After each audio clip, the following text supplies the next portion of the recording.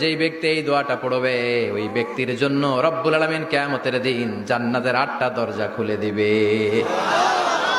এই ব্যক্তির আমলগুলো আল্লাহর কাছে এমন ভাবে কবুল হয়েছে, আল্লাহর কাছে ওই ব্যক্তি এতটাই সেরা, জান্নাতের 8টা দরজা কিয়ামতের দিন এই লোকটাকে ডাকতে থাকবে।